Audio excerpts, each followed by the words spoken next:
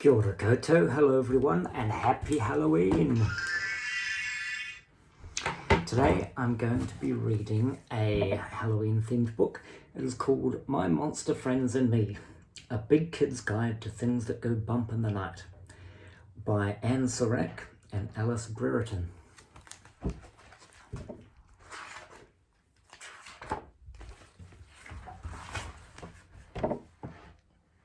When I was your age, I knew where to hide, for my house had many dark monsters inside.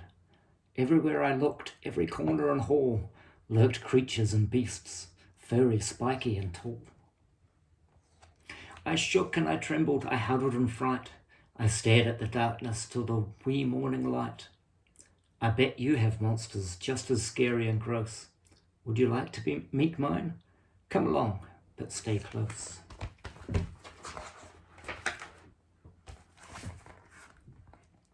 I've got a secret I think you should hear about all these monsters and the terrible fear. Now that I'm older, almost 8, you know, I'll share the truth that I learnt long ago.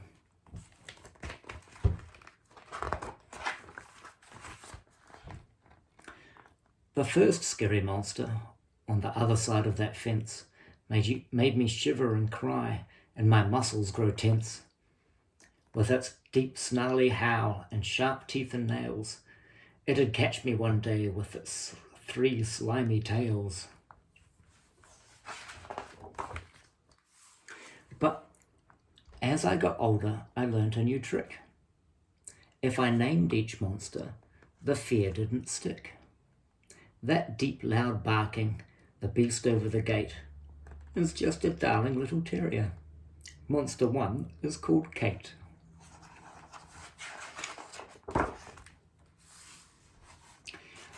Watch out for the shadows and stay right by my side. My second monster appears as it gets dark outside, because right on my heels and behind every chair was a spooky dark monster with wild tangled hair.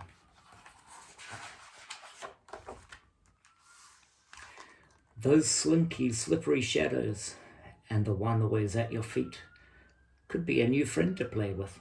Monster 2 I named Pete. But there were other monsters lurking, even scarier still. Can you guess what they were? Can you feel the thrill? Monster 3 was a banging outside in the night. It rumbled and roared, a ferocious fright. A groan and a blast and a crack and a crash. It came through the window with a bright blinding flash. All that banging on your window and the rumbling, cracking din are just the clouds and the raindrops dancing. Monster 3 I named Lynn.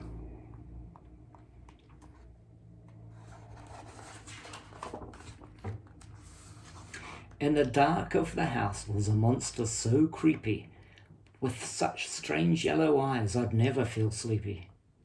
Monster 4 was in the closet or right behind that door, and sometimes I would hear it slithering on the floor.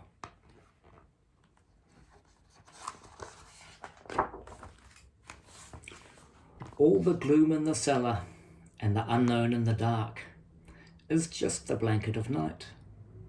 Monster 4 I named Clark.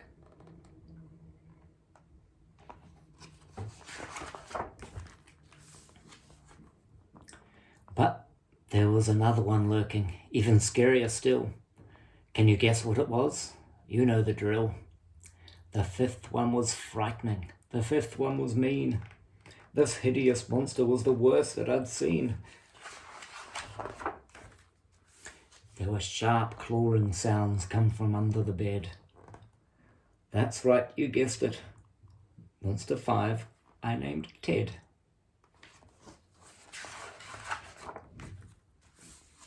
But here is the secret I want you to know. Though all of these monsters seemed terrible foes, when you're huddled with your pillow, lean over and you'll see. It's not a monster under your bed, but what you imagine it to be.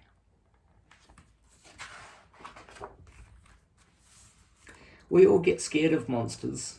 Yes, even I did, that's true. But now you have the secret that I've passed along to you. So when your monsters call and you start to feel afraid, remember this and just imagine they're new friends that you have made. Now go out there and spread the word. Of fears turned into friends. Name that monster, change that picture. You choose how the story ends.